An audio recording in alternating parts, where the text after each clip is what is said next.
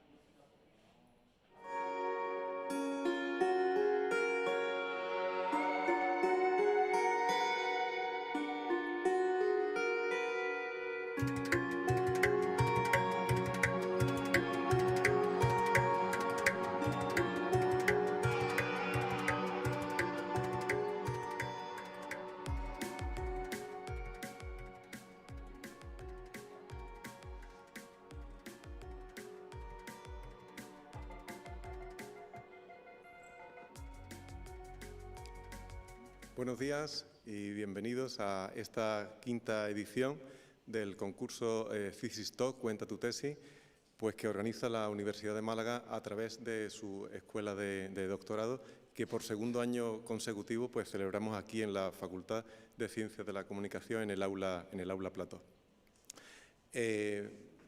Nuestra bienvenida tanto a los que nos acompañan presencialmente como a quienes nos siguen a través de streaming y a través de la grabación. Por mi parte, muy brevemente, unas palabras fundamentalmente de agradecimiento.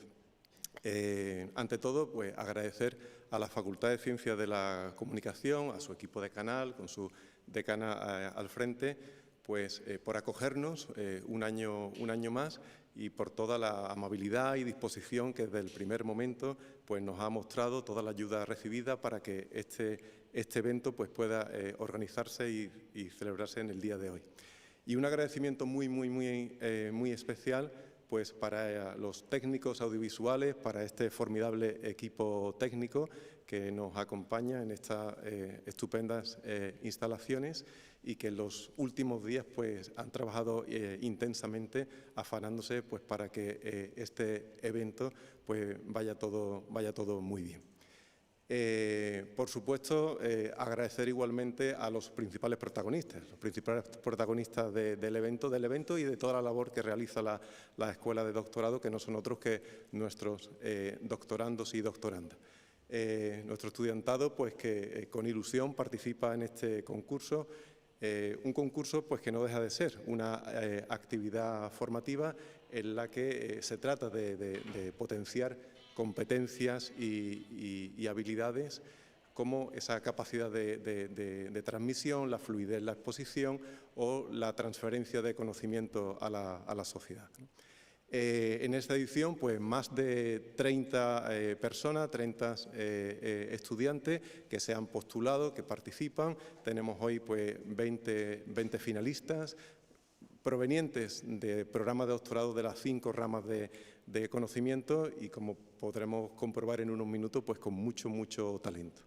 La Escuela de Doctorado cuenta con 26 programas de doctorado, más de 2.300 estudiantes que realizan sus investigaciones en la frontera del conocimiento, pues apoyándose en los más de 300 grupos de investigación con los que cuenta la Universidad de Málaga, y pues siempre con la firme convicción de ese conocimiento generado, pues ponerlo al servicio de la sociedad, pues como universidad pública que somos. Y igualmente pues agradecer muy sinceramente al jurado, a las personas que integran el jurado, pues que amablemente han accedido, nos han hecho un hueco en su apretada agenda, lo cual pues agradecemos enormemente, ¿no? Margarita Pérez, vicerrectora de Coordinación, Comunicación y Gabinete del Rector, la presidenta del jurado. Igualmente, la profesora Negreda Cea, secretaria académica de esta facultad, la Facultad de Ciencias de la Comunicación. Miriam Seguiri, catedrática del Departamento de Traducción e Interpretación. Y asimismo, pues tenemos la suerte que nos acompañe en el día de hoy Luisa Regalado, responsable de contenidos del Departamento de Proyectos de la Confederación de Empresarios de Málaga. Para nosotros también un placer pues que la CEM pueda participar en el día de hoy en este evento. Y no me extiendo más, aquí lo importante y lo que estamos todos esperando y deseosos es de oír a los protagonistas. Mucha suerte para los participantes y a disfrutar del evento y del enorme talento de nuestros doctorandos y doctorandas, ¿no? Muchas gracias. Bueno, pues sin más, cedo la palabra a la presidenta del jurado, ¿no? Gracias. Muchas gracias, vicerrector, querido Salvador. Y antes de nada, pues me gustaría, en nombre de la mesa, poder agradecer a la facultad, bueno, en primer lugar, agradecer a la Escuela de Doctorado la invitación para poder participar en esta quinta edición del concurso de Thesis Talk que organiza la Universidad de Málaga y poder hacerlo como miembros del jurado y al mismo tiempo sumarnos a los agradecimientos que se han hecho a la Facultad de Ciencias de la Comunicación, concretamente a su equipo de canal, aprovechando que tenemos a Nereida Cea como la secretaria general del equipo de canal, porque es una riqueza tremenda poder utilizar este aula plató para poder celebrar este importante evento. Y también agradecer la presencia de este magnífico equipo de técnicos que desde primera hora nos está demostrando su implicación y que con ello nos sentimos seguros de que este evento se va a desarrollar con gran éxito. Me dirijo ahora a los protagonistas del evento, a los participantes, los 20 participantes de esta mañana, que habéis aceptado el reto de comentar, de contarnos el qué, el cómo y el porqué de vuestro proyecto de tesis doctoral, asumiendo un doble reto, hacerlo a una audiencia que no es experta en vuestro tema y además de una manera muy breve, solamente 3 minutos. Esto es lo que este jurado va a evaluar en el día de hoy. Comentarlos cómo vamos a funcionar. Yo voy a ir dando paso a cada uno de los participantes, voy a indicar el programa de doctorado al que pertenecéis y entre intervención e intervención el jurado no va a participar. Cuando finalicen todas las presentaciones es cuando nosotros nos reuniremos para poder establecer las valoraciones que hemos ido realizando a lo largo de las intervenciones. Pues desearos mucha suerte, desearos también que disfrutéis. Soltar los nervios porque no los necesitáis para poder lucir. Dicen que la mejor receta para combatir el miedo escénico es saber muy bien de lo que se va a hablar y vosotros sabéis bien lo que vais a contar esta mañana. Así que disfrutéis porque si vosotros disfrutáis, nosotros también vamos a disfrutar y al mismo tiempo vamos a aprender de lo que nos vaya a contar. Así que podemos decir que comienza ya esta 5ª edición del concurso Thesis Top de la Universidad de Málaga. Y lo vamos a hacer con el primer participante, que es Raúl González Núñez, que pertenece al programa de doctorado Química y Tecnologías Químicas, Materiales y Nanotecnología. Cuando quieras. Hello, everyone. We live in a world full of technology, from the phone in your hand to the screen on your smartwatch. Electronics are everywhere. But what if I told you that many of these devices could be made cheaper, flexible, and even more eco-friendly? That's where organic electronics come in. Do you want to solve this? Do you want to solve the problem with your phone's broken screen? Organic electronics is the solution. Traditional electronics are made mainly from silicon. However, these materials present important disadvantages. For example, it's fragile, expensive to produce, and harmful with the environment. Unlike the traditional electronics, organic electronics use materials based on carbon, which are much cheaper and easier to produce. Also, we can use these materials in flexible surfaces, opening the door to a flexible electronics, for example, in flexible screens, wearable devices, or an electronic that can be printed like ink on a page. Organic electronics also has other great advantages. For example, we can modulate their properties on demand, and we have the possibility to choose sustainable materials and respectful with the environment. In my PhD project, I study these materials, both theoretically and experimentally. First, I use quantum chemical programs in which I try to predict the electronic properties of the materials to select the most promising materials and focus the synthesis on them, reducing the environmental impact. Once this first step is completed, the most promising materials are implemented in electronic devices in order to improve the existing one. Finally, with the results of these two stages, we will be able to know the relationship between the structure of the materials and its properties, giving us the tools to design the next generation of materials that are not only efficient, also affordable, flexible, and planet-friendly. Thank you very much for your attention.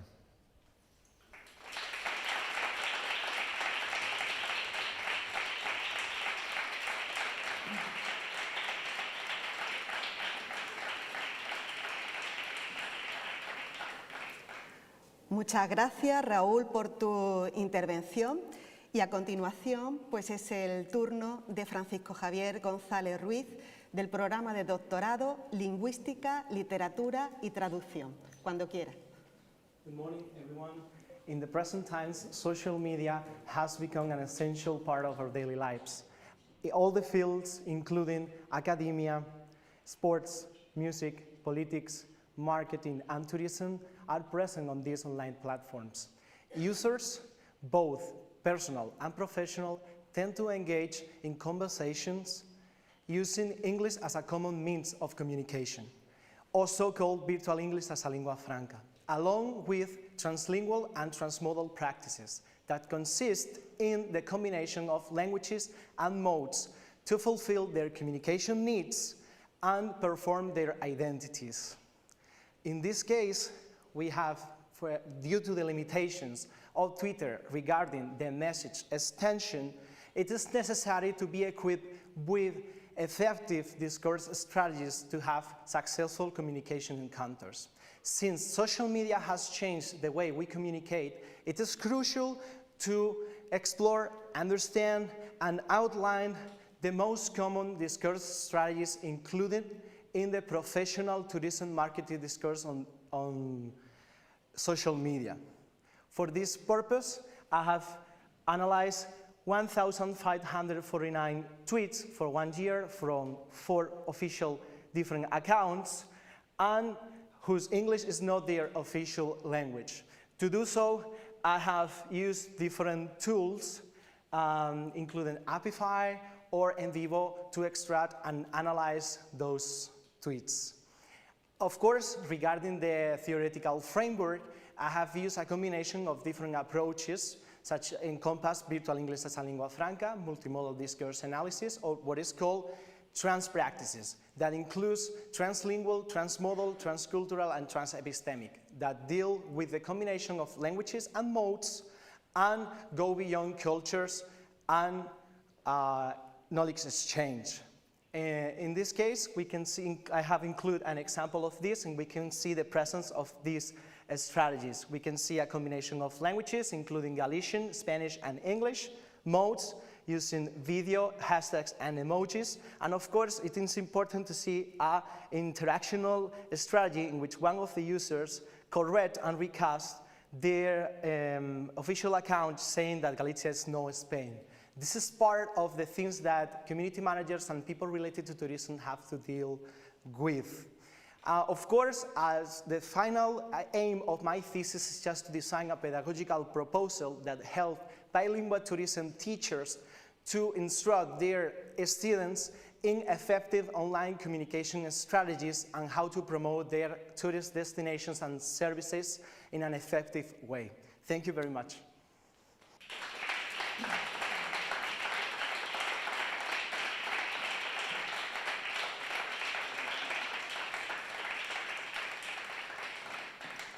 Muchas gracias, Francisco Javier. Y ahora pues es el turno también de otro Francisco Javier, pero esta vez Lima Florido, y también del programa de doctorado Lingüística, Literatura y Traducción. Cuando quieras. At this point, we all know that AI is changing the world. Now we have complex dialogue systems that can perform almost any task as long as it can be described using a prompt. The key element behind this capability is the LLM, large language models. LLMs are changing the life of many people, both professionals and non-professionals. For example, translators are one of this group of professionals that relies on technology for their work. LLMs is one additional tool that they can use. But interpreters aren't that lucky. The problem in interpreting is that it happens in real time, and it relies on nonverbal communication. This represents a big challenge for the design and development of tools for interpreters. They can use LLMs to prepare the interpretation, for example, but most of the time they don't have really long periods of time to prepare the interpreting. Given these problems, the main aim of my thesis project is to give the interpreters the full power of LLMs. To achieve this, I'm combining AI and other computational techniques to create new approaches. For example, speech recognition, machine translation, sentiment analysis are some of the natural language processing techniques that I'm already applying in my works. But I'm also applying techniques from the other side and results from the other side, like interpreting studies and and corpus linguistics are also important to actually meet interpreting needs and to create useful technology for interpreters. And the best part about this is that they can use this new technology already, as my results are being integrated in an existing system that they are using both professional interpreters and students. And we are making changes to it based on the results of our research. This means that we don't have to wait to see the possible impacts of my thesis project in the future. It is having an impact right now. Thank you for your attention.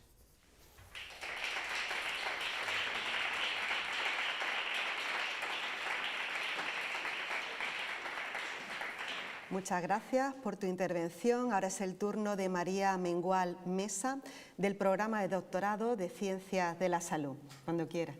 Good morning. Thank you very much for this opportunity to explain my thesis to society. When I tell people that my thesis is about an obesity treatment based on brownie, they used to think this: losing weight, eating brownies. But this is not the meaning of Braid A. Braid A is a new experimental treatment based on gold nanoparticle and small RNA molecules, which is called microRNA 21 or just MIR21, with the capacity of activating two metabolic pathways, browning and thermogenesis. So what's browning and thermogenesis means? Okay, in our body we have different types of fats. Two of them are white adipose tissue and brown adipose tissue. White adipose tissue is composed by cells with one single big fat droplets with low metabolic activity and which main function is energy storage. So it's very difficult to lose this type of fats. However, brown adipose tissue is composed by several small lipid droplets with a high metabolic activity, and with its main activity is burn fat into heat. So it's easier to lose this type of fat. So what is browning? Okay, browning is the capacity of changing white adipose tissue into browning to white or bright adipose tissue. This is a special fat type which has characteristics between white and brown adipose tissue.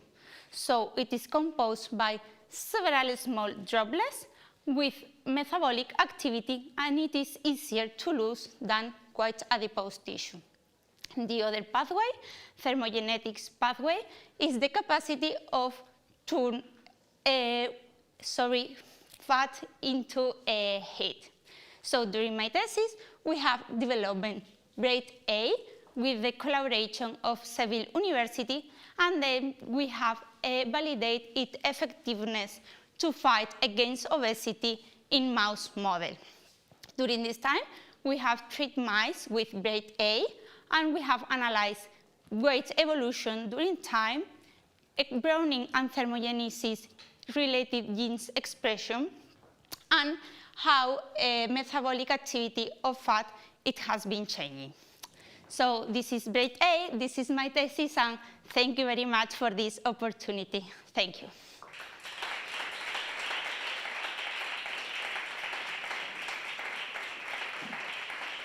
Muchas gracias por la presentación y pasamos al siguiente participante, que es Pablo Moreno Cerezo, del programa de doctorado de Ingeniería Mecánica y Eficiencia Energética. Cuando quiera. Thank you very much. Imagine that you're in an airplane and you see a crack on the wing. So if the crack is not long enough, you can land the plane and safely replace that part by another one. So if you are in the International Space Station, you cannot do this because you need to ship a rocket anti-there that will cost a lot of money and a lot of time to reach there. So for this, additive manufacturing is used because with additive manufacturing, you can grow layer by layer an item that is quite flexible in a recent amount of time. In recent years, we are able to build this type of items with metals that increase a lot the mechanical properties, the fatigue behavior of the material also. So what is happening here?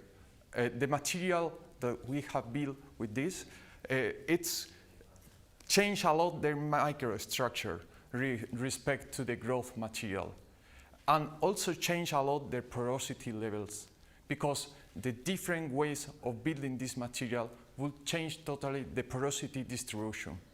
And through these pores, it starts to grow the cracks. The cracks that are through some vibration and subvariable loads. This is what means fatigue in the material. So my thesis is based on this, on trying to relate the microstructure with the porosity through CT tomography, where we can locate all the pores inside all the material, and also with digital image correlation, that we see all the deformation in the material on the surface of the material, so we can correlate what is happening on the surface to what is happening inside the volume with the porosity and the microstructure when we apply different loads. So it's not only see the surface, it's also is happening a lot behind that. So it's very important to correlate all of them, and quite complicated. That's what my thesis done. So, thank you.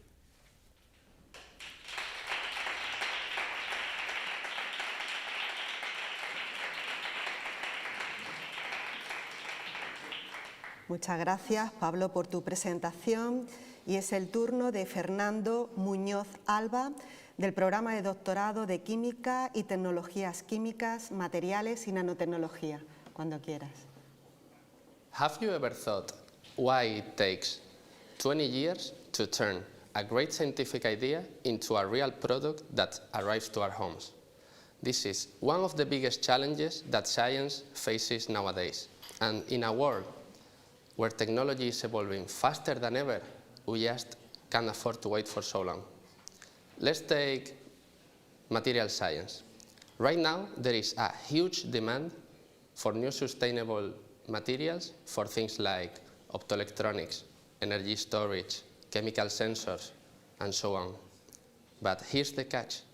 Whether these materials will work or not depends on their molecular properties, which are often invisible to experiments. But this is where computational chemistry steps in. Thanks to theoretical calculations, we can predict with great precision if a molecule will absorb light in the visible range, or if it's going to be a good charge carrier, or simply if it's going to be chemically stable. And we can know all that even before it's made. And this translates in faster development, lower cost, and less waste. But it is even better because we can model almost anything you can imagine, from a single molecule in vacuum to how a protein of our body folds, to how different chains of a polymer interact with each other, even including environmental effects, like the solvent molecules in a solution, the packing in a crystal, or the temperature of this room as well. But here comes the most exciting part, because theoretical calculations don't just give us some extra information or some hidden details about systems that we already understand. It helps us to explore the unknown. And this is what makes computational chemistry a complete game changer in the design of new materials. Because computational chemistry doesn't want to compete or replace experimental chemistry. It makes it smarter, faster, and overall better. Thank you very much.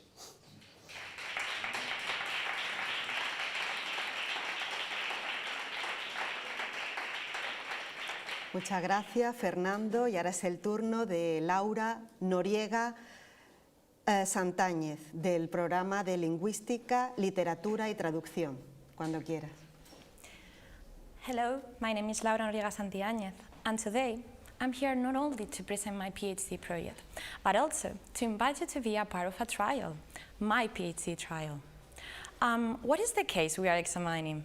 Well, basically, my research begins with a hypothesis. Is human literary translation truly dead because of artificial intelligence? Or are we just jumping to conclusions?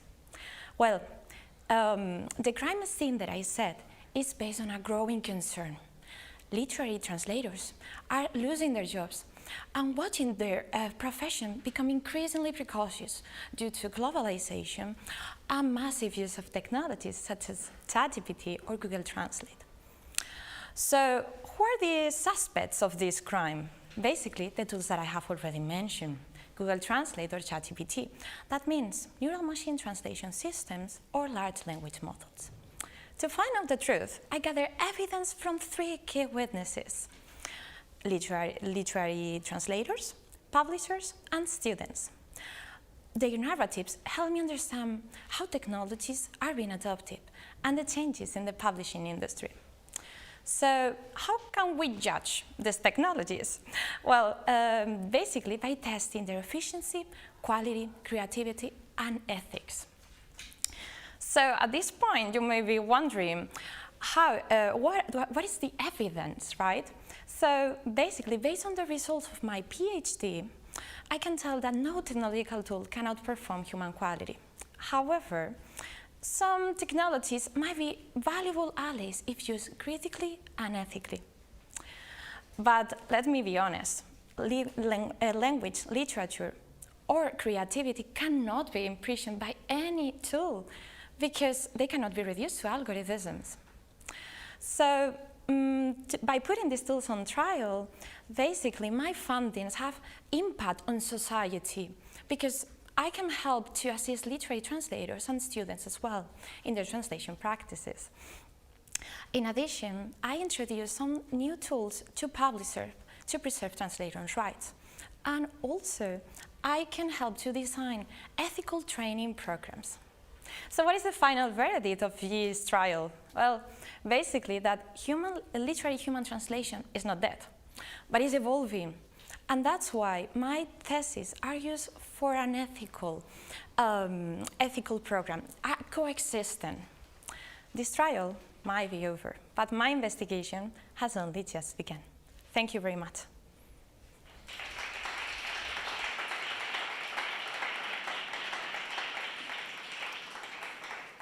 Muchas gracias, Laura, y es el turno de Juan Pedro Pineda Gómez, del programa de doctorado de Biomedicina, Investigación Translacional y Nuevas Tecnologías en Salud. Cuando quieras. Depression is the most debilitating mental illnesses with social economic impacts nowadays. It affects around 300 million people in the world, with the double of cases in women.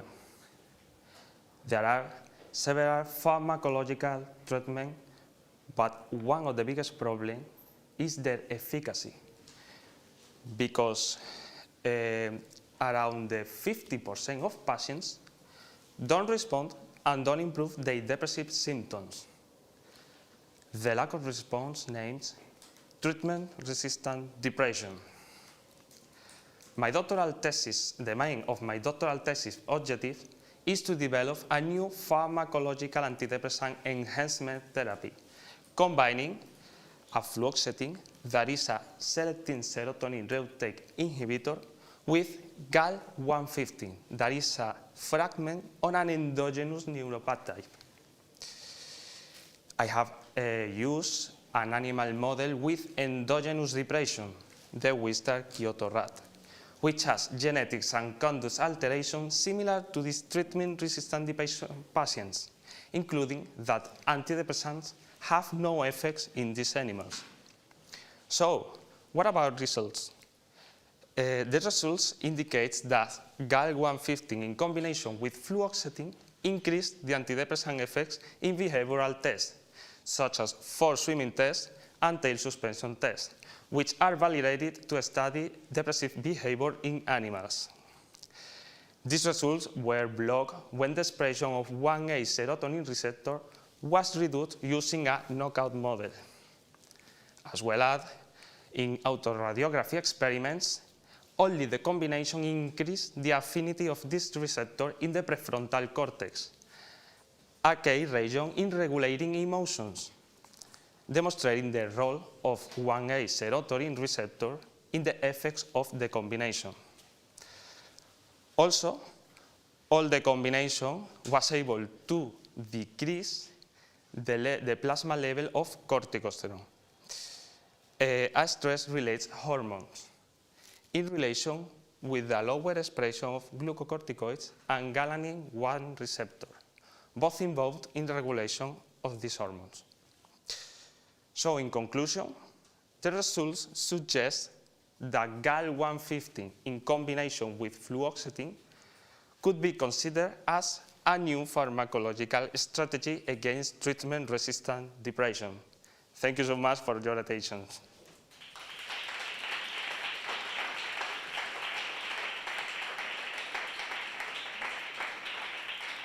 Muchas gracias, Juan Pedro.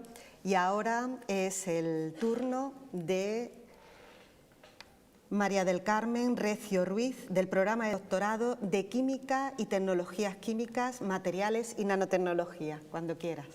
Nowadays, most of energy and fuel come from fossil fuels. These resources are limited, expensive, and polluting to the environment. All this, together with the increasingly demanding regulation, make it necessary to search new and sustainable alternatives. This alternative must be aligned with the green chemistry and the sustainable development goals, such as clean energy and climate change action. In this context, it is essential to focus on renewable sources and technology that generate less emissions in order to reduce the carbon footprint and create an environmentally friendly energy system. One of these alternatives is the biomass, the residual biomass, olive stones, almond shell, hemp hair, lignin. These residues are low cost, renewable, and widely available in Spain. Their use does not compete with the food industry, and through thermochemical processes can be valorized into energy and high-value products, chemicals, materials, biofuels. This thesis focuses in the valorization of different waste through a thermochemical process known as pyrolysis. During the pyrolysis, the biomass is heated in absence of oxygen at medium temperature, obtaining three products: a solid called char, a liquid that it is called bio-oil, and a gas stream composed mainly by CO, CO2, methane, and hydrogen. All these products have great industrial interest and different applications. For example, the liquid can be used as substitute of the fossil fuels, the gas as energy source, and the solid can be used in the capture of CO2. These processes is considered a net zero emission processes. In summary, it is a clear example of circular economy, where waste are transformed in useful products through reducing the environmental impact.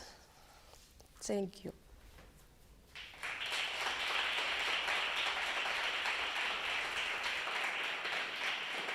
Muchas gracias, María del Carmen, por tu presentación. Y ahora es el turno de Ainhoa del Pino Rodríguez Vera, del programa de doctorado de turismo. Cuando quieras. What if museums were not only places to preserve the past, but also platforms to incubate the future? Nowadays, museums are still quiet and traditional institutions disconnected from today's social and economic challenges. But what if they could become engines of cultural entrepreneurships, connecting innovation, culture, and community? My PhD explores how to transform museums into starter hubs. That means turning them into places where ideas are just not only exhibited, but also created, supported, and launched. But with a special focus on women, young, and creative businesses. My research is based on 3 pillars. The first one is about analyzing the social media of those museums to engage their audiences. The second one is about comparing those cultural hubs that are reality in the rest of European cities like Amsterdam, Paris, or London.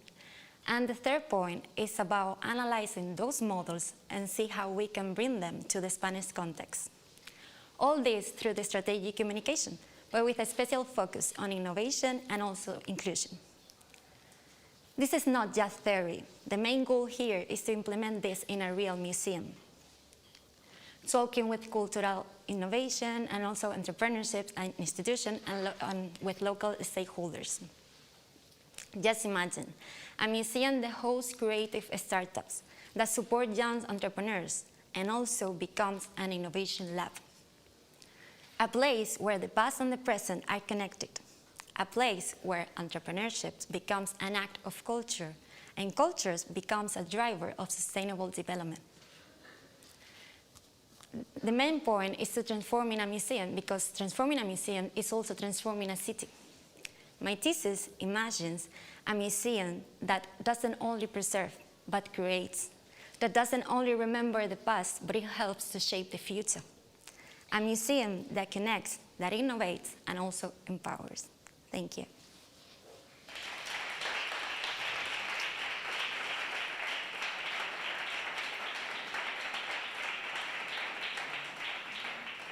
Muchas gracias, Ainhoa, por tu presentación y es el turno de Paula Ruiz Barroso del programa de doctorado de Ingeniería Mecatrónica. Who hasn't heard of ChatGPT or use artificial intelligence to generate an image or to translate a sentence? Artificial intelligence is nowadays not just science fiction, it is part of our daily life. However, this revolution has a hidden cost. It is expensive due to the necessity of supercomputers. It consumes a huge amount of energy, making an important environmental impact. In fact, some tech leaders have stated that future artificial intelligence will need nuclear reactors to generate electricity. And finally, it raises an important concern about privacy. This happened due to the fact that most part of artificial intelligence is running in the cloud, in remote servers where the data must be sent. And this is not always possible.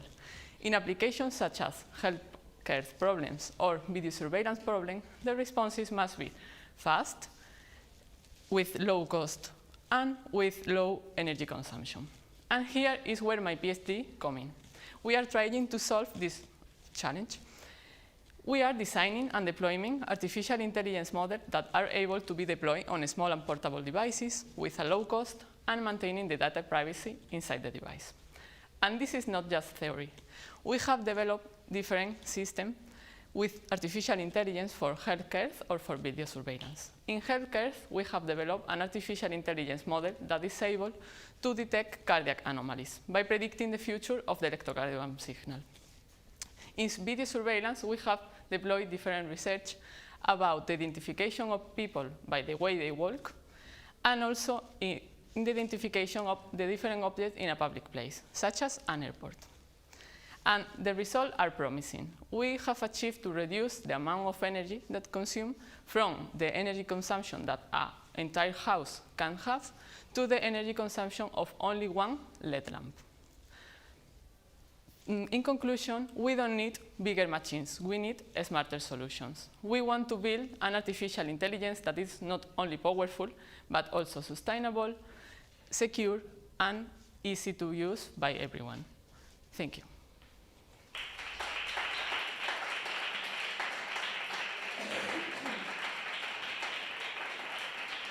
Muchas gracias, Paula, por tu presentación, y ahora es el turno de Claudia Sánchez González del programa de doctorado de Biomedicina, Investigación Translacional y Nuevas Tecnologías de la Salud. Cuando quieras. Imagine you're given a second chance at life, a new liver, a new beginning, but silently it's failing before anyone can even notice. And now imagine there's only one solution, but it depends on how quick the decision is made. That's the reality some liver transplant patients face, early allograft dysfunction or EAD. The question is, can we see the liver failing soon enough to save your life? EAD is one of the most feared complications after liver transplant. It affects up to 30% of patients and can lead to retransplantation or even death. The problem? Current tools to detect it come too late or are too difficult to use. So I asked, could we predict dysfunction earlier with just a simple blood test? My research explores the role of two blood markers, coagulation factor 5 and GPT. Why factor 5? It's produced in the liver, it doesn't depend on vitamin K, and has a short half-life, meaning it reflects liver function in real time. Moreover, GPT, a type of transaminase, reflects liver damage. In our pilot study, we found that a factor under 37.5 with the GPT over 1,539 on the second postoperative day had a 96% specificity to predict liver loss within 90 days. 88% of patients who met both criteria lost their liver. However, among those who did not meet the criteria, only one did. With such promising results, we validated them in a larger cohort, 513 patients over 11 years at our center. The results weren't just confirmed, they improved. The criteria predicted liver loss within 90 days with a 99% specificity and a 90% sensitivity. In other words, they accurately identified 9 out of every 10 patients who would go on to lose their liver, 5 days before current criteria would even apply. We also looked at liver loss within the first week. The criteria reached 100% sensitivity and a 98% specificity, showing their power to predict the most severe cases. Just as importantly, they rarely raise false alarms. The very low false positive rate means fewer unnecessary transplants, and all the consequences we know come with that. Patients meeting both criteria had dramatically lower graft and overall patient survival. But here's the nuance. Some patients survive even after their liver failed because they were retransplanted in time. This gap suggests something crucial. Early retransplantation can save lives. My goal? To give clinicians a real and easy tool that can help to act sooner and prevent irreversible damage. No complex tools, no added costs, just a smarter way to use what we already have. Because we don't just need answers, we need them fast. A second chance at life shouldn't depend on waiting, it should depend on seeing it coming. Thank you.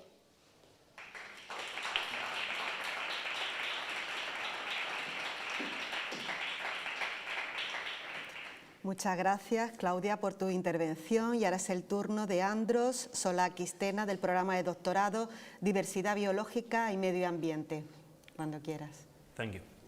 Today I'm going to talk about plants. Funny, right?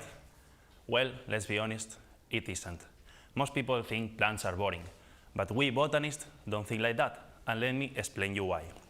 First, we can wear this outfit when we go outside into the field, our natural laboratory, where we collect them and then study them, and finally we deposit them in a repository called herbarium. if that's not exciting yet, let me tell you something. Plants are excellent climate change indicators. Here you can see the cover of my thesis, and on the left you'll see a typical Mediterranean landscape, which is in springtime. On the right, the same place, but look at the future. Here, if you look into the highlighted zooms, you'll see subtle changes, but really important. We found, on the first place, that plant species here in Andalusia are flowering about a month earlier than they did in the past, in the last century as well. And then, on the right, you can see that some species are migrating uphill. This comes thanks to future climate models that they allow us to forecast what is going to happen to some forest typologies that we have here in Andalusia. For example, forests that depend on moisture conditions and cold conditions, they would be threatened to these new future climatic conditions. For example, species like Abies pinsapo, which is the Spanish fir only found here in Andalusia in the entire world, would be threatened thanks to or due to these climatic future conditions. Then, about the flowering earlier, we discovered this thanks to preserved specimens that we studied from the herbarium specimens. These places serve as time capsules that we can track in the past and look if a species was flowering in a specific time of the year and then compare it to the current presences of that samples. Anyways, whether this story will end or not will depend on us and the behavior that we manage regarding climate change. Thank you very much for your attention.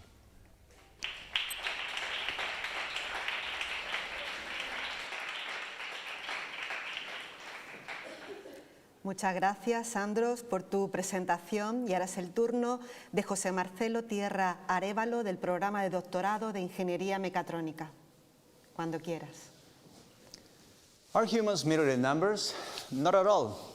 When we say that 1 in every 5 fatalities occurs in construction, we are not speaking only of abstract figures. Each number is a life lost, a family shattered, and a society in distress. Behind each number, there is a compulse to make a question. This question led us to search for answers. And we are in the resilient engineering. By examining the real-world operation through the work as done, as opposed to the work as imagined, we can identify the true factors behind the accidents. For example, farm workers have access to a powerful electric hoist that could significantly ease physical strain. Yet these machines are often used for position at a certain height, inadvertently contributing to undue physical effort and risks. Our approach utilizes innovative models such as functional resonance analysis method, developed from the Star's and first-hand interviews, and the resilience analysis grid. These tools are creating the weather organizations and their potential of very complex socio-technical systems adjust to unpredictable events. The goal is to ensure tasks like assuring precise quality and timing for erected surfaces with optimal cost are accomplished with compromise, but most critically without casualties. This paradigm shift is not just theoretical. It instills a sense of empowerment who feels the knowledge when their practical experience shape revised guidelines. Their input transform all the procedures from top-down mandates into dynamic strategies that genuinely safeguard lives. Much like adjusting a faulty instrument, not because it is broken, but because it can be fine-tuned to perform at its very best. If we persist in reducing a human tragedy to a mere number, then our mission must be to transform that whole number into a decimal, relentlessly pushing towards zero. Together, through the scientific rigor, empathy, and all the investigations, we have the power to redefine safety in construction, ensuring that every model and every intervention honors the human life behind the statistics. Thanks.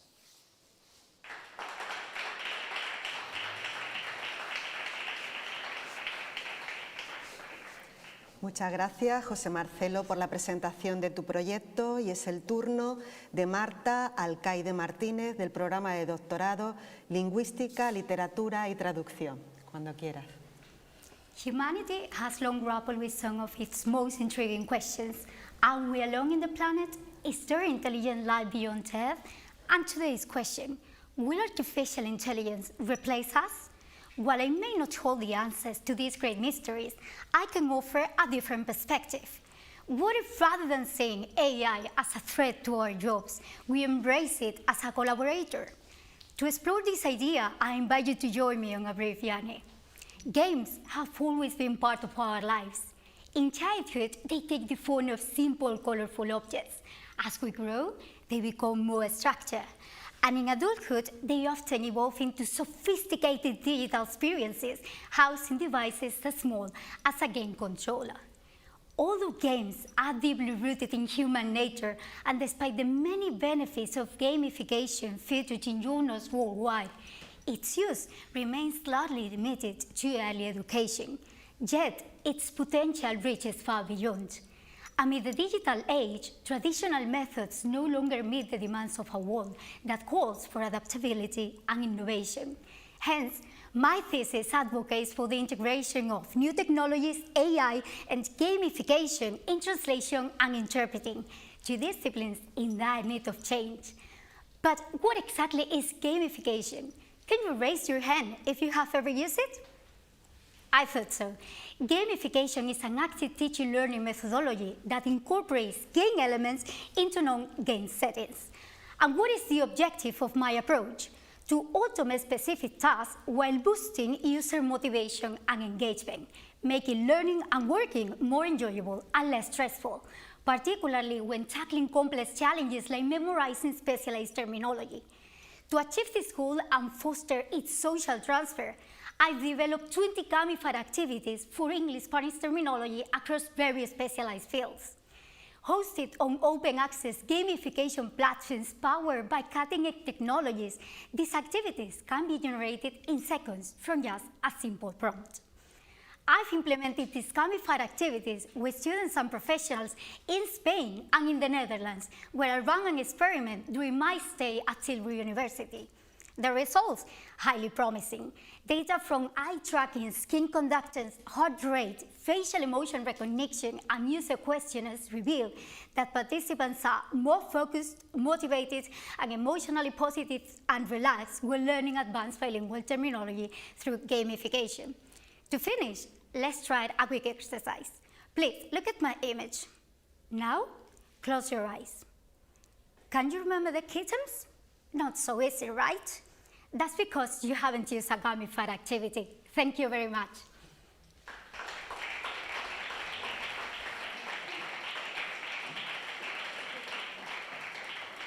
Muchas gracias, Marta, por tu presentación, y es el turno de Nisrin Bakat del programa de doctorado de Biología Celular y Molecular. Cuando quieras. Thank you for the presentation. So my PhD focuses on the use of oligonucleotides for sustainable control of powdery mildew disease. This disease affects cucurbit crops worldwide, but especially in Spain. And it consists on the use of, for example, for us, we are using two different biotechnological approaches, both applied as foliar sprays. On this side of the slide, we have a double-stranded RNase-based method, which consists on the application of dsRNAs onto plant surface. These dsRNAs are designed to match exactly fungal essential genes. So when they are introduced inside the plants, they can be processed by the plant's machinery, and then they get cut by certain enzymes, forming what we call small interfering RNAs. These small interfering RNAs, they bind to several proteins, and then they can recognize and degrade the RNA messenger of the fungus, and therefore silencing key genes that are essential for fungal survival. We also tried to enhance the stability and the delivery of these double-stranded RNAs by incorporating and encapsulating them in nanoparticles. We are using here carbon dots nanoparticles, and we managed to enhance stability and penetration. This strategy is called SIX, or spray-induced gene silencing. On the other hand, we have aptamers, the second biotechnological approach that we are using, which are short RNA or DNA sequences that can fold into a 3D structure. When inside the plant, once again, they can bind to target proteins of the fungus, therefore inhibiting their function, basically working like antibodies. And then they slow the fungus progression. Aptamers can be very specific, very stable, and a promising tool for targeted disease control. So the results can speak for themselves. In the middle, we have 3 real melon leaves and untreated control, double-stranded RNA treated melon that gives around 50% disease inhibition, and aptamers treated that reaches up to 80% disease inhibition. Keeping in mind that they are both targeting the same gene/protein. And we can say that aptamers are clearly the strongest candidates. So from this, we can say that our goal is to develop an eco-friendly, very specific plant protection tools that can reduce our reliance on conventional fungicides, as we know as they are very harmful for us and the environment, and they can also develop resistance very easily. So these results are a step forward into that direction. Thank you.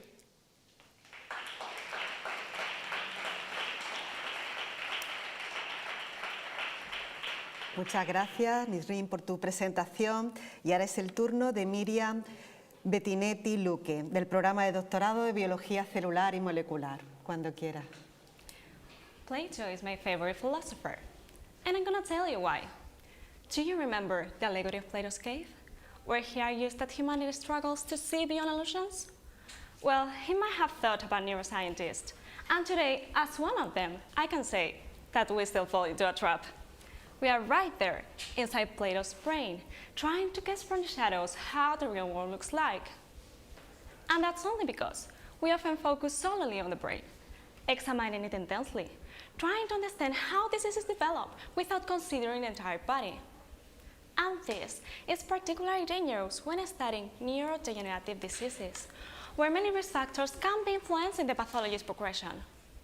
But like you, in my thesis, I dared to look beyond the brain, convinced we might discover new clues about the pathology we consider the 21st century challenge. It is Alzheimer's disease. And what we found beyond the brain was unexpected. An organ that's often seen as an enemy when summer approaches could be a key influential organ for this condition. It is our body fat, or as we call it in science, adipose tissue. But there's more to it than meets in the eye. Adipose tissue is actually a secretive, powerful communicator. It constantly sends signals throughout the body, and when it becomes dysfunctional, it's like a whisper in the dark, influencing the brain in ways we're only beginning to understand. However, what we already know is that it's closely linked to obesity and type 2 diabetes, two risk factors that can even double the chances of developing Alzheimer's.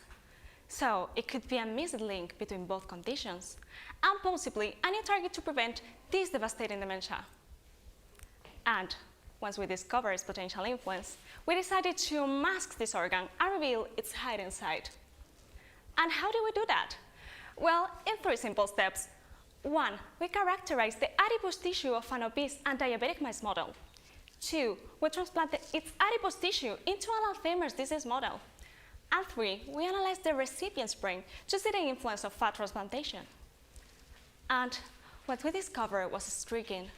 The protein responsible for cognitive decline in Alzheimer's patients was significantly increased in those mice that received the pathological fat transplantation, due to an overactivation of the brain immune system. So, right now, we are treating those animals with one clear goal: to prevent fat from influencing Alzheimer's disease progression.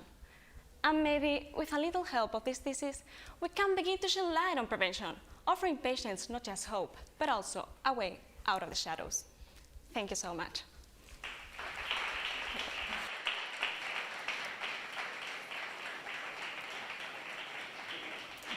Muchas gracias, Miriam, por la presentación de tu trabajo, y es el turno de Francisco Conejo Arrabal, del programa de doctorado Ciudad, Territorio y Planificación Sostenible. Cuando quieras. It's becoming clear that Malaga city model isn't really working. Tourism is growing quickly, and it's creating problems in people's daily lives. That's many say Malaga should be for living, not just for surviving. It's very difficult to find a home.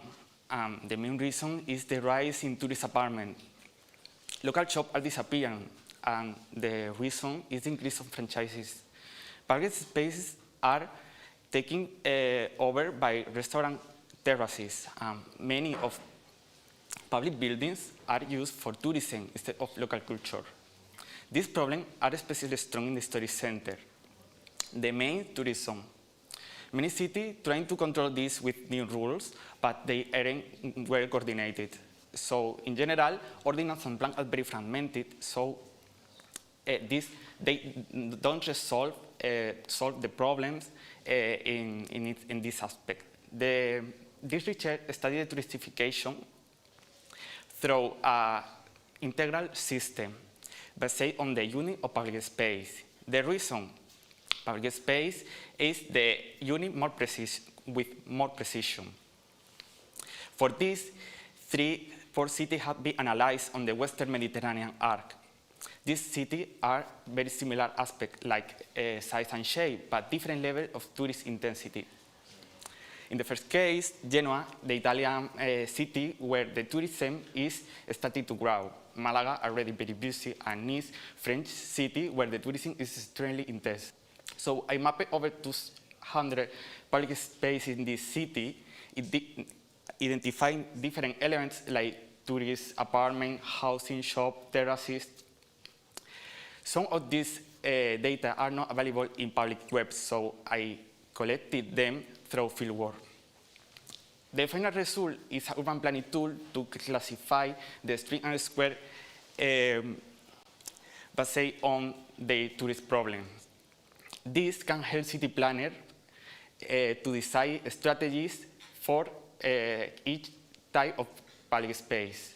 In short, this thesis, or this research, can support cities like Malaga to find a balance between tourism and the everyday life, so that people can truly live in the cities, not just surviving it. Thank you very much for your attention.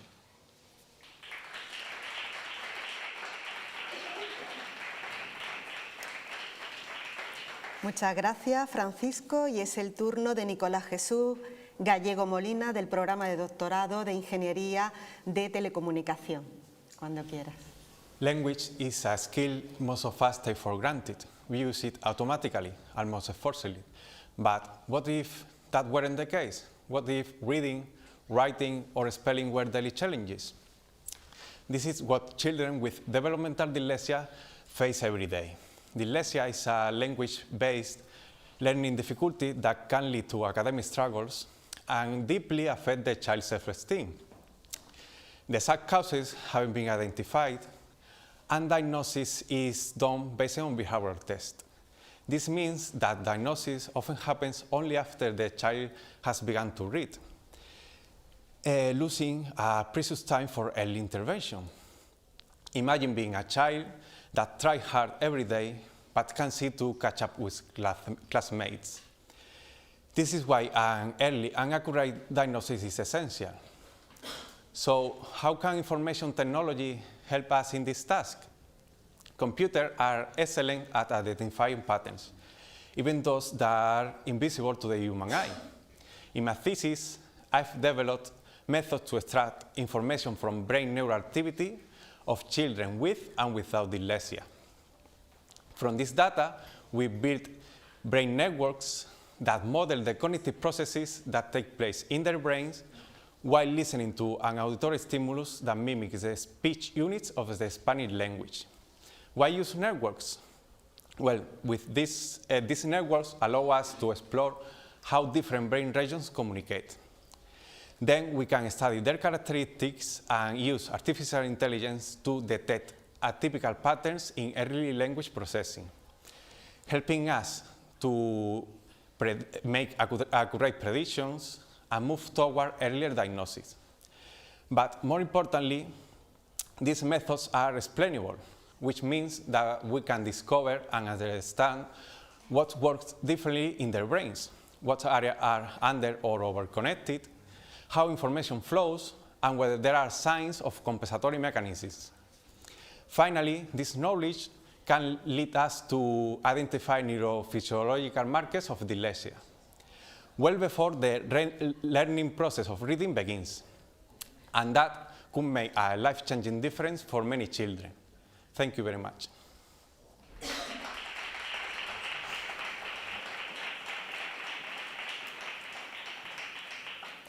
Muchas gracias, Nicolás, por tu presentación. Y ya llegamos a la última presentación por parte de Ana Gerena Bonilla, del programa de doctorado de Estudios Avanzados en Humanidades, Historia, Arte, Filosofía y Ciencias de la Antigüedad. Cuando quieras. Buenos días. ¿Alguna vez os habéis preguntado cómo el cerebro construye el arte? En mi tesis doctoral, que se encuentra prácticamente en una fase final, lo que hago es analizar la intersección entre el arte y la neurociencia, a partir de un enfoque interdisciplinar que aúna la articulación de los campos del saber de la neurociencia, la psicobiología y la historia del arte. Está estructurada en 4 bloques temáticos. El primero de ellos contempla, digamos, lo que es el marco teórico de la propia investigación, analizando los antecedentes fundamentales para la percepción visual.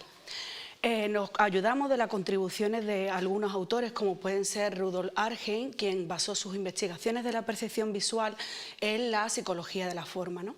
O Michael Bachandal, quien también establece una vinculación entre el contexto cultural y los modos de percibir del espectador.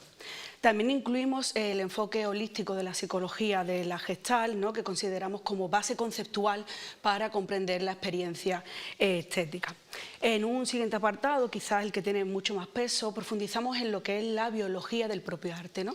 Analizamos las estructuras cerebrales como pueden ser la amígdala, vinculadas con la emoción, la corteza prefrontal dorsolateral, también vinculada a lo que son los procesos cognitivos superiores, y el área visual primaria y subsidiaria, ¿no?, que consideramos fundamentales para comprender cómo el cerebro construye una obra de arte de manera integrada y agrupada, ¿no?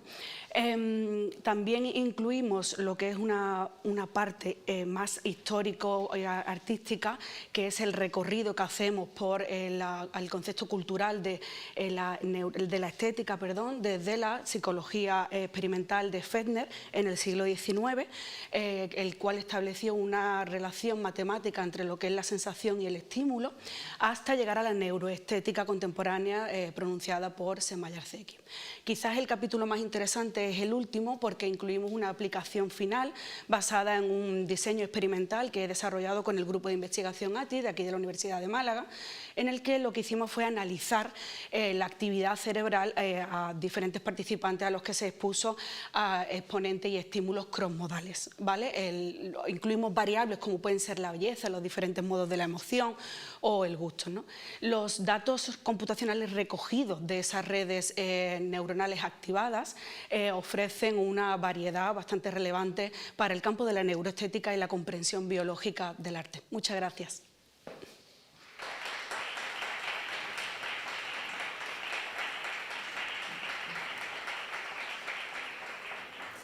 Pues muchas gracias, Ana, por tu presentación, y con esta pues hemos concluido ya el turno de presentaciones, y ahora a mí pues me gustaría ceder la palabra a los miembros del jurado para que de una forma breve pues puedan compartir las sensaciones, ¿no?, y las emociones y cómo han visto pues estas presentaciones en general.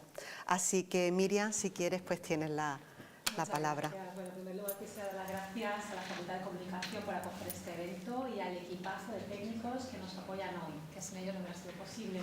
También dar las gracias a mis compañeras de jurado. Es un placer compartir mesa hoy con ellas. Y por supuesto vaya un enorme agradecimiento al vicerrectorado de doctorado y posgrado, en la cabeza su vicerrector, don Salvador Pérez Moreno, y por supuesto a doña Llanos Mora López, directora de Escuela de Doctorado, por la puesta en marcha de este tipo de iniciativa que nos permite ver todo el talento joven que existe en la Universidad de Málaga.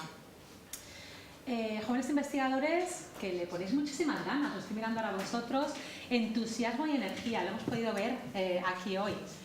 Con todo lo que tenéis encima, clases, investigación, congresos, y decidís apuntaros a este concurso. De verdad, muchas gracias. Contarnos lo que hacéis en 3 minutos a personas que no son de vuestra área no es nada fácil y lo habéis bordado. Muchas gracias por vuestra participación, lo habéis hecho súper bien y nos lo habéis puesto, tengo que decir, muy difícil a este jurado. Sea cual sea el resultado, quisiera animaros a todos a que sigáis trabajando en esta línea. Sois la cantera de la Universidad de Málaga y es un orgullo ver lo bien que lo estáis haciendo. Y nada, solamente deciros que cuando salgáis de esta universidad a difundir vuestra investigación en congresos y estancias, yo creo que podéis decir con mucho orgullo, como bien decía Emilio Prados, de Málaga vengo, traigo mucho. Y bueno, gracias por participar, felicidades a todos y mucha suerte. Muchas gracias, Miriam, y pasamos el micrófono a Nereida. Muchísimas gracias, vicerrectora. Gracias también, en primer lugar, a mi facultad y a todo el equipo técnico, compañeros, creo que habéis hecho un excelente trabajo. Gracias también a la Escuela de Doctorado, por supuestísimo, por invitarme para estar hoy aquí como miembro de este jurado. Pero quiero, sobre todo, dirigirme a los jóvenes doctorandos que hoy han demostrado un gran conocimiento, no solamente de sus investigaciones, de sus áreas de conocimiento, sino también de la comunicación, algo que no siempre es fácil para los investigadores. Transmitir con esa seguridad, con ese rigor, con ese lenguaje accesible, comprensible y además hacerlo de una forma atractiva que ha conseguido cautivarnos, despertar nuestro interés y todo ello además con mucha pasión por lo que hacéis, por lo que estáis estudiando, investigando. Creo que es algo complicado y que hoy habéis demostrado haberlo hecho, yo creo que a un nivel de excelencia. Así que me siento muy orgullosa también como miembro de esta comunidad académica porque creo que vais a llevar el nombre de la Universidad de Málaga, allí donde vayáis, en vuestra investigación, en vuestra carrera, con mucho orgullo y podéis, como digo, sentiros muy satisfechos porque habéis dejado el listón muy alto. Así que mi más sincera enhorabuena, mucha suerte en vuestra carrera y lo vamos a tener efectivamente muy difícil. Así que nada, gracias. Muchas gracias, Nereida, y es el turno de María Luisa. Pues yo me sumo a la felicitación de mis compañeras. Muchísimas gracias a la Universidad de Málaga por permitirnos participar. Muchísimas gracias especialmente a la Escuela de Doctorado por esta invitación. Es muy importante, y esto siempre lo incidimos desde la Confederación de Empresarios de Málaga, que el conocimiento no se quede en la universidad, que el conocimiento salga fuera, que haya una transferencia de conocimiento y que sepamos todo lo que se está haciendo, que es mucho y bueno en la Universidad de Málaga. Y me dirijo muy especialmente a las personas que habéis participado hoy en Thesis Talk. Y no me dirijo a vosotros solamente como representante de la Confederación de Empresarios de Málaga, sino como antigua alumna de esta universidad. Hacéis que sea un orgullo haber cursado carrera en esta universidad.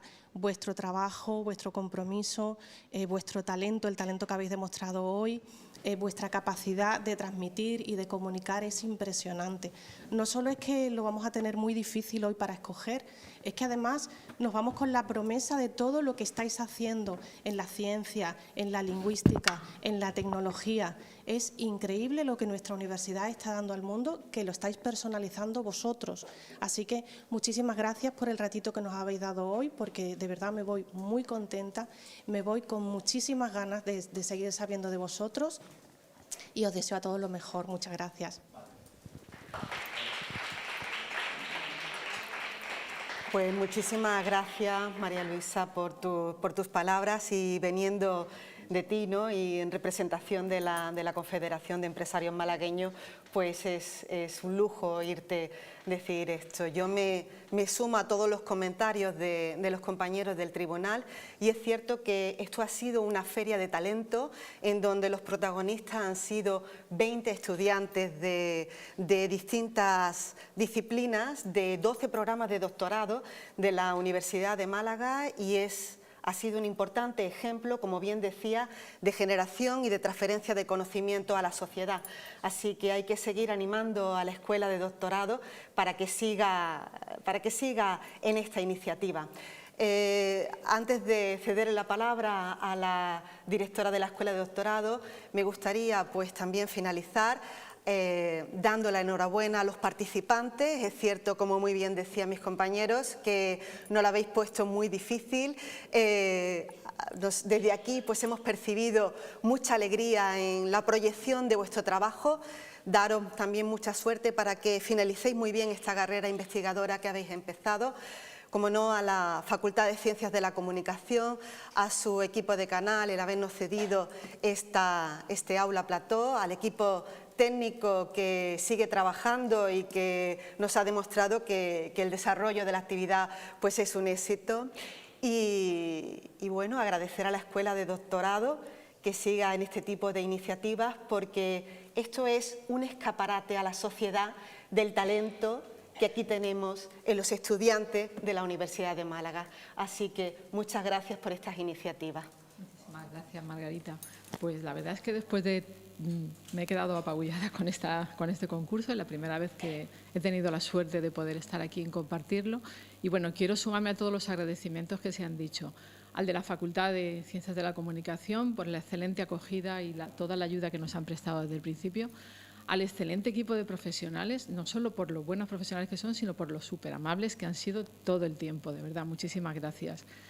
Al tribunal, al jurado, porque de verdad que desde la primera comunicación con vosotras ha sido todo muy fácil, todo ha sido palabras buenas y os agradezco mucho que estéis aquí y como habéis dicho, bueno, pues Miriam, Nereida, María Luisa y Margarita tenéis un trabajo muy difícil. Lo siento, pero la verdad es que sí.